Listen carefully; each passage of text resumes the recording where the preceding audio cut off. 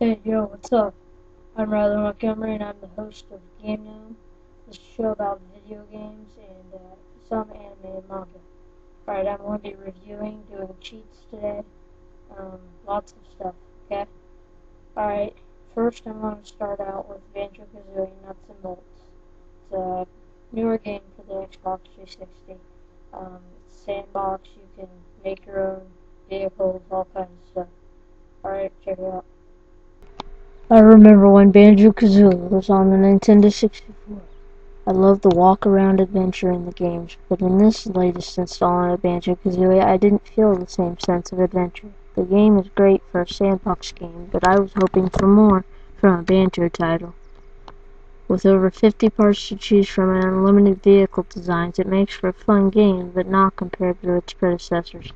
The game had little to no humor, in which I was surprised for a Banjo title. The worlds do vary, as in the classic games, but most of them had the same type of missions and felt quite repetitive. The vehicle gameplay was fun, but it didn't hold up to the gameplay value of the first two. Multiplayer was lacking as well, with the primary goals all being racing. Though it had some problems, I liked the more cartoony look. It was a great game for all ages. I give it a 4.5 out of 5. Okay, now I'm going to do a review of Digimon Rumble Arena 2. Have you ever seen a monster? Well, me neither, but that just has nothing to do with this game, because none of the characters are scary enough to be called digital monsters. But that didn't stop Bandai from making an extremely popular series into another Digimon game. I mean, Digimon probably has more games than Naruto, but this clearly is the best of the series, improving majorly from the Digimon Rumble Arena 1. With tons more characters, it's actually a very fun two-player game, and some, and I sometimes even play it with my friends, even though I'm 15. Though the load times can be a bit long, and some of the levels, such as the cannery, are about impossible to play on, it's still a great game. I give it a 4 out of 5. Alright, now we're going to take a break to some manga at the manga couch. Hey, what's up? I'm Riley Montgomery, and I'm hosting Game Gnome. This is the segment called Manga Couch. Since this is the first episode, I'll explain. I will be doing manga reviews on this couch. My first review for this episode will be Bleach, Volume 1. Now, this is a really good series, very popular, most people have heard of it. It's on Shonen Jump, and there's like 27 volumes out now. I have them all, because I'm awesome. So, this is the first volume right here. Alright, this is Ichigo Kurosaki. He's the main character. This is his Zanpakuto, which is like a sword. Now, Ichigo can see ghosts, but he doesn't really know what to do with his powers. And one night, his house gets attacked by an evil ghost or spirit called a hollow. Hollows are spirits that didn't get to pass on, and it's a soul reaper's job to pass on these souls to the afterlife. But if they miss one, they turn into a hollow. So this girl named Rukia, who's a soul reaper, goes after the hollow, but gets pretty beat up. And she stabs Ichigo with the Zanpakuto, his sword, and transfers the spiritual energy to him, and he becomes a soul reaper. And he beats up the hollow and kills it, and this causes many, many problems along the way for Rukia, because she wasn't allowed to do that, and it possibly gets her executed. I can't say anything possibly. That's a spoiler. Alright, so Volume 1, it's a very good series. The first 8 are not that great. They're not as well drawn. But 9 and up, they're really good, so I would definitely check those out. For the series, I give it a 4.8, but the book, I give it a Volume 1, I give it a 4.0. This is Manga Couch, and back to Game Gnome. And welcome back.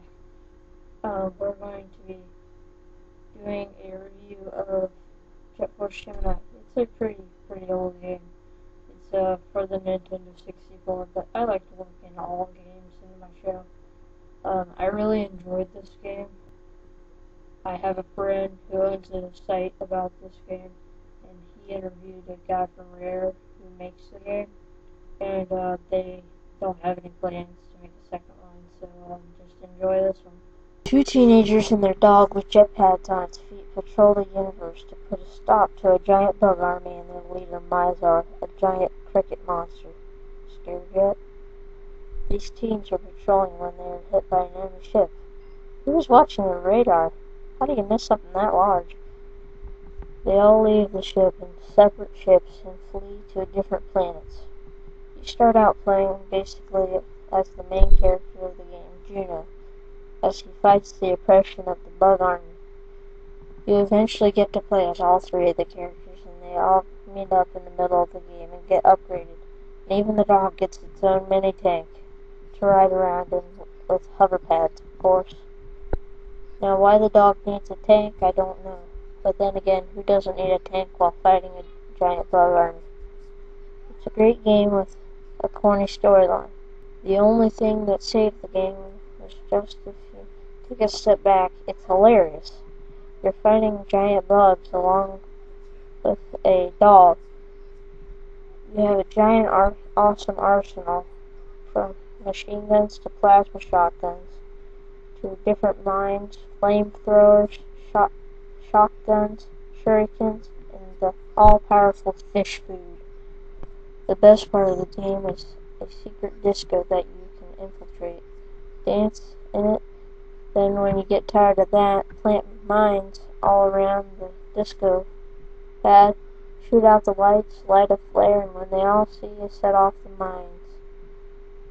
But how you go about it is your choice, but I find what I do hilarious. I give it a 4 out of 5.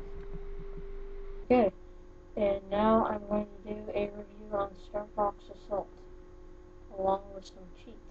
Continuing on a great series of Starfox Assault on the GameCube, realizing that the last game, Starfox Adventures, bombed, they decided to go back to the old R-Wing fighting experience, while adding a walk-around and gunfighting arsenal. The game was fun, but it's ridiculously hard to get a gold on each level. The first level has amazing graphics, and then the graphics decline throughout the game. It is a very fun game, worth the dongle. If you play enough two-player matches, you can get some pretty sweet items, such as jetpacks and Wolf's ship. Though the voice acting is some of the worst I've ever heard in a video game, and the storyline was pretty lame, I still enjoyed it. I give it a 3.5 out of 5. Alright, well, I'm about to wrap up the show. Why don't you watch this clip and enjoy. See ya.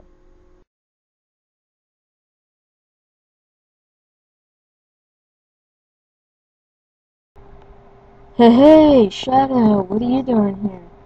Oh, some dude called me. Had free time for him. Oh, yeah. So that's what the Chaos Emeralds do for you. Yeah, they only make me glow. Wow, bummer. Yeah, tell me about it. So, freezing time. It's quite an ability. Yeah, it gets kind of old after a while, though. Yeah. Well, yeah, I get kind of tired of people wanting to use me like a freaking flashlight. Yeah. So, anyways, what's new? Please don't try to small talk with me. Okay. Hey, weren't you supposed to be guarding someone? Yeah. Toad and Peach. But I just stepped away for a little bit. They'll be fine on their own. What's the worst that could happen?